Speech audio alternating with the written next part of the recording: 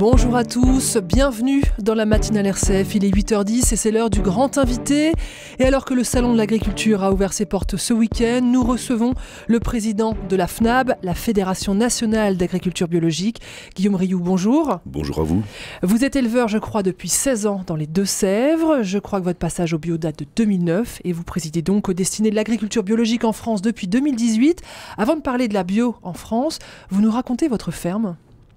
Eh bien, c'est une ferme qui se trouve dans le sud des Deux-Sèvres, en région Nouvelle-Aquitaine, sur une zone un petit peu particulière qui est très observée par le monde de la science et notamment des naturalistes, des écologues, car cette ferme se trouve sur la zone atelier du CNRS de Chizé, une zone d'étude sur les interactions entre les systèmes agricoles et les systèmes naturels, notamment toutes les questions de biodiversité. Ça fait sur une zone de 45 000 hectares, c'est absolument immense, avec toutes les parcelles qui, au cours de ces 20 dernières années... C'est la plus belle région de France, particulièrement fragile. Oui, il y en a plein de belles régions de France. Et alors votre ferme là-dessus? Et alors donc, là c'est une ferme de polyculture élevage sur lesquelles je fais de la polyculture, c'est-à-dire un certain nombre de cultures, une dizaine de cultures tous les ans qui sont en rotation au système biologique. Sur combien d'hectares ? Sur 120 hectares.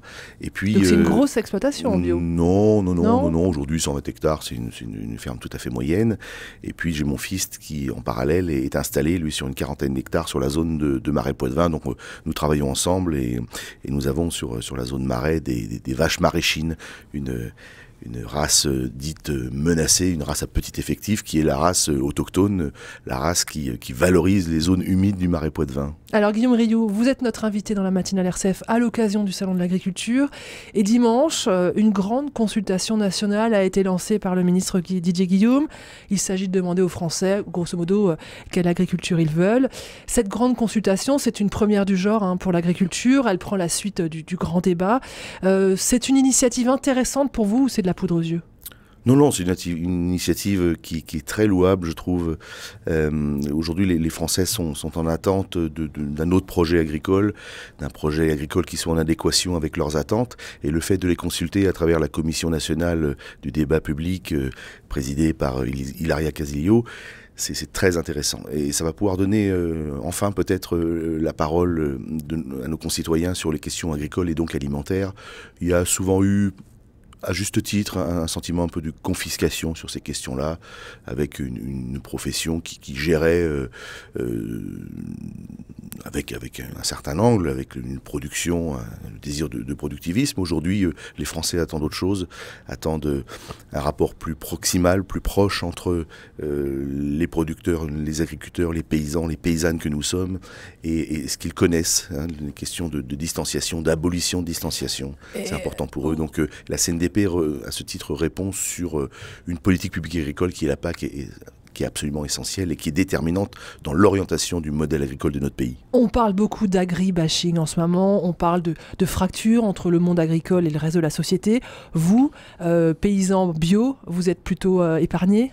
Mais sans faire de provocation, oui, effectivement, on n'a pas du tout, en agriculture biologique, ce sentiment. Au contraire, on a l'impression de répondre pleinement aux attentes de nos concitoyens, encore une fois, sur le plan alimentaire, mais sur d'autres nouvelles dimensions. Je pense évidemment aux questions écologiques, de pollution de l'eau, d'atteinte atmosphérique. Les questions de biodiversité sont au centre des préoccupations nouvelles des Français.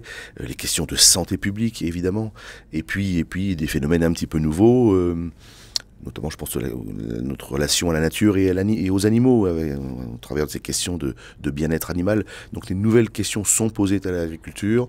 Nous n'avons pas d'autre choix que d'y répondre. Rappelons quand même que nous ne sommes plus que 430 000 paysans en France. On va probablement perdre, et ça a fait l'objet d'ailleurs de beaucoup de débats, j'ai trouvé ça assez intéressant, sur la décroissance de la démographie agricole dans notre pays. Nous allons perdre probablement 200 000 paysans dans les 10 ans. On va se retrouver à 300 000 paysans, c'est-à-dire que nous allons être sur un rapport... Vous le regrettez ? Bah, bien sûr, c'est un regret. Oui, on aurait besoin de plus de monde et c'est non seulement un regret, mais en plus c'est un enjeu de société, mais c'est un enjeu d'aménagement du territoire, c'est un enjeu des dynamiques rurales. On ne pourra pas se passer les villes.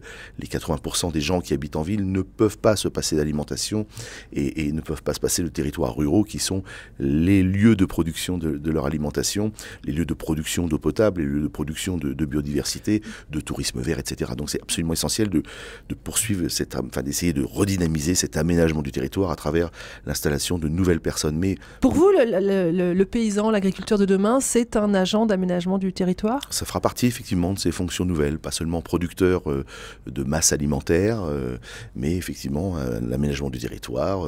On peut aussi parler des dynamiques de tourisme, d'une économie du tourisme en France qui sont absolument intéressantes.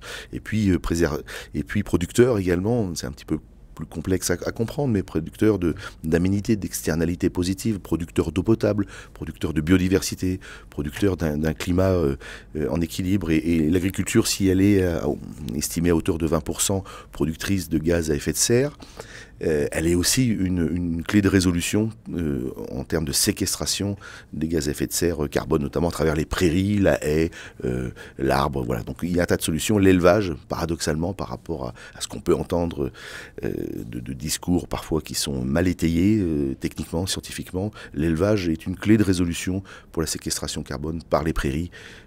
Et donc pour les gaz à effet de serre. Guillaume Rioux, on va parler de l'agriculture biologique. Les produits bio sont désormais plébiscités par les consommateurs français. L'agriculture bio a le vent en poupe. Je crois que c'est à 5000 nouvelles exploitations en 2018, plus de 2 millions d'hectares en bio aujourd'hui, plus de 41 000 fermes. Tout va bien pour vous ? Oui, tout va bien, mais les objectifs gouvernementaux, et le gouvernement présent et les gouvernements précédents ont toujours eu des objectifs ambitieux. Il faut qu'on puisse les atteindre. Aujourd'hui, il y a un programme Ambition Bio 2022 qui prévoyait de doubler les surfaces et de passer de 2 millions d'hectares. Vous le disiez, on était à 1,8 million au début du quinquennat du président de la République, à 4 millions d'hectares en 2022. Probablement qu'on n'y arrivera pas, malheureusement. Ça aurait nécessité de convertir, le mot est parfois mal adapté aux yeux de certains, mais la conversion de l'agriculture biologique aurait nécessité, pour atteindre ces objectifs surfaciques de 15% de la surface agricole dans notre pays, 4 millions d'hectares, de convertir entre 500 et 700 000 hectares par an, alors que dans les meilleures années, 2016-2017, on ne faisait que 300 000 hectares. Ce qui freine, c'est que parfois, il y a des messages un petit peu incohérents entre des dispositions publiques, publicitaires, presque officielles, qui disent doublement des surfaces. Entre la parole et les actes, c'est exactement, et des maquettes, des budgets financiers qui sont toujours compliqué à mettre en œuvre. Vous avez souvenir de la question du retard des paiements des aides l'année dernière, par exemple. Donc c'est fini, ça s'est réglé? Oui, ça s'est réglé à 95%, c'est réglé. Vous n'avez plus de contentieux de subventions qui ne sont pas versées, comme c'était le cas il y a un an? Non, majoritairement, ce n'est plus le cas. Il y a encore quand même quelques centaines de dossiers, c'est pas anodin, qui ne sont pas complètement résolus, mais plutôt pour des questions d'instruction administrative. Il y a une complexité qui reste absolument trop importante. J'espère que durant la prochaine programmation, on pourra en sortir. Guillaume Rioux, qu'est-ce qu'il faut faire pour accélérer la transition vers l'agriculture biologique? Mais la prescription politique est absolument indispensable. Et moi, durant ce salon, j'ai entendu des choses formidables. Je vous parlais de l'installation des jeunes agriculteurs, du rebond démographique absolument nécessaire. Il y a plein de jeunes, ou moins jeunes d'ailleurs, urbains qui vont nous rejoindre dans les années à venir. Mais il faut qu'il y ait une ligne politique, il faut qu'il y ait un projet politique agricole qui soit plus fort qu'il n'est aujourd'hui. On ne peut pas dire on va sortir du glyphosate, par exemple, en 2021, puis en 2023, puis entendre durant ce salon que finalement il y aurait peut-être un régime dérogatoire pour le glyphosate à travers certains systèmes techniques. Ça c'est pas possible. On peut pas le tout en même temps dans toutes les circonstances. Bien sûr, il faut un cap. Et aujourd'hui, notre civilisation ne pourra pas se passer du cap écologique, qui peut être en plus une formidable dynamique pour les systèmes humains, les systèmes économiques. Et il faudra absolument tenir compte. De toute façon, sinon vous connaissez la théorie, mais qui est une réalité de la 6e extinction. Donc, où allons-nous atterrir, comme dit Bruno Latour? Il est absolument indispensable que les politiques soient un peu plus résolus dans leurs dispositions. Alors, des politiques plus résolues dans leurs dispositions, mais quand même, cette question du glyphosate, ça inquiète beaucoup, cette prochaine interdiction du glyphosate, elle inquiète beaucoup vos confrères installés en conventionnel. Comment vous faites, vous, en bio, pour vous en passer ? Eh bien, en fait, on travaille avec des systèmes préventifs. Le glyphosate, c'est une curation déjà. Donc la prévention, c'est quoi? C'est l'allongement des rotations. Lorsque mes collègues cultivent 3 ou 4 plantes en système céréalier, moi j'en cultive 8 ou 10. J'allonge mon système de rotation. Alors c'est un petit peu compliqué d'expliquer ça, l'agronomie en 3 phrases, mais voilà, ça c'est une clé de résolution. Il y a les systèmes de polyculture élevage qui sont aussi une clé de résolution. Il faut ramener de l'herbe dans les systèmes. On ne peut pas faire de la monoculture, ça ne peut pas tenir dans le temps. C'est un procédé, c'est une parenthèse dans l'existence de l'agriculture qui a 5000 ans, 8000 ans, ça dépend à quel niveau on la prend. Et en fait, il y a une parenthèse là de 50 ans, de 60 la chimie, ans, 60 c'est une parenthèse. Bien sûr, c'est une parenthèse d'extraction fossile, d'extraction minière qui ne pourra pas durer. Les ressources sur la planète sont finies et il faut plutôt essayer de travailler en bonne harmonie, en bonne intelligence avec les écosystèmes, avec les grandes chaînes du carbone, les grandes chaînes de l'azote qu'on connaît bien en agronomie. Et il faut reparler d'agronomie, il faut remettre... Et il faut de la recherche? Et bien sûr, il faut de la recherche et développement, c'est indispensable. Bien sûr, oui. Comment faire sans? Comment faire, on a parlé du succès des produits bio, hein, comment faire pour que les éleveurs bio, les paysans bio bénéficient plus de cette envolée des produits biologiques? Alors là, c'est la grande question des nouveaux agencements marchands qu'il faut imaginer. Effectivement, comment redonner de la valeur ajoutée tout au long de la chaîne, de valeur commerciale. C'est la grande question des États généraux de l'alimentation et on n'a pas complètement trouvé la solution. Aujourd'hui, on a la chance en agriculture biologique d'avoir une demande qui est supérieure à l'offre. Il y a par ailleurs une nécessité physico-chimique de relocaliser les productions pour les consommations. C'est aussi une demande des consommateurs, c'est une demande du marché. Et donc, dans ce cadre-là, on imagine qu'en ramenant de la proximité entre la connaissance, une interaction plus forte entre les êtres humains, on pourra aussi ramener de la valeur ajoutée sur nos fermes. Et puis, sans doute, il faut aussi que les paysannes, les paysans bio en France investissent le secteur de l'aval, la transformation, la distribution. Voilà une des possibilités. Et là-dessus, il y aura de l'innovation. Alors le terme innovation est parfois surutilisé, je trouve, en ce moment. En tout cas, de la créativité à imaginer dans les nouvelles dispositions marchandes et humaines, c'est certain. Alors, beaucoup pointent du doigt les risques d'industrialisation de l'agriculture biologique. Qu'est-ce qu'on redoute avec ça? Alors, est-ce que l'industrialisation est un risque en soi ? Moi, j'en suis pas certain. Dès lors qu'on veut aller vers 20% de l'agriculture biologique en France, en termes de surface, en termes de produits, il y a même des hypothèses à 50%. Il y a une hypothèse assez récente de Sciences Po Paris, de l'IDRI, à travers un scénario qui s'appelle TIFA, qui dit que 100% en bio. C'est possible. C'est possible. Solagro nous dit...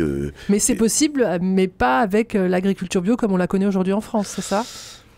Alors, c'est toute la question. Est-ce qu'on pourra massifier sans industrialiser pour partie? Moi, je crois que c'est réellement pas possible. 80% des habitants habitent en ville. Il faudra aussi utiliser les systèmes de transformation, les systèmes de distribution.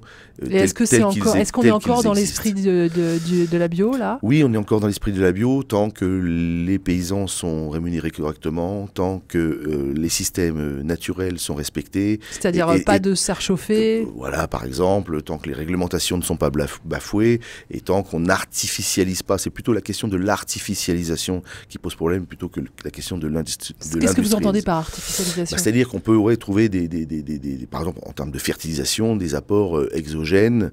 Normalement, nous devons trouver une forme d'autonomie sur nos fermes, une autonomie de fertilisation, par exemple. Donc, les systèmes qui permettraient d'avoir une fertilisation exogène ne sont pas durables. Hein. Ça, il y a aussi des problèmes de transfert de routage, d'énergie fossile trop utilisée encore. Donc il faut veiller à tout ça. Et puis toutes les questions nouvelles dont on a parlé sur le bien-être animal, par exemple, il y a des choses à faire évoluer. Il y a un cahier des charges. Une ferme des 1000 vaches en bio, ça c'est inenvisageable? Ouais, ça paraît compliqué. Très sincèrement, ça paraît compliqué. Et malheureusement, peut-être que on y sera contraint par endroits, avec une déprise agricole, une population, là encore, agricole qui tente à diminuer. Mais le plus important, c'est vraiment de respecter l'esprit, les dispositions agronomiques, les dispositions humaines. Alors, évidemment, tout ça peut paraître très flou, mais on peut le concrétiser à travers des règlements. On a un règlement européen aujourd'hui avec donc 27 pays et donc une harmonisation qui est compliquée, avec des cultures agricoles alimentaires. Je pense par exemple aux pays du nord de l'Europe qui voudraient qu'on puisse faire de l'agriculture biologique hors sol. Or ça, c'est pas possible, c'est absolument pas, pas possible. Dans les dispositions premières de l'agriculture biologique. Hein. Le lien au sol, et voici quelque chose qui est absolument, auquel nous on est très attachés en tout cas, et qui est incontournable pour encore des raisons agronomiques. Et puis peut-être qu'on peut aussi inventer des nouvelles dispositions, à caractère national, française, d'une agriculture biologique. Alors, est-ce que le cahier des charges doit être public à nouveau, à travers, par exemple, le logo AB qui n'est pas utilisé? Est-ce que des initiatives à caractère privé, comme par exemple nous avons pu les mettre en œuvre, nous, dans une expérimentation qu'on a fait avec la maison Picard-sur-Gelée, hein, on a dévoilé la semaine dernière. Du bio local. Voilà, du bio local, équitable, français. Guillaume Rioux, une dernière question. L'agriculture biologique, ça rend heureux? Ouais, on est bien dans notre peau, et surtout il y a vraiment une ligne d'horizon et une espérance. Et il y a plein de jeunes et plein de jeunes urbains qui veulent nous rejoindre avec beaucoup d'intelligence, et vraiment il y a un schéma d'espoir pour l'agriculture de notre pays. C'est certain, c'est structuré, c'est structurant. Merci beaucoup Guillaume Rioux d'avoir été notre grand invité. Je rappelle que vous êtes président de la FNAB, la Fédération nationale d'agriculture biologique.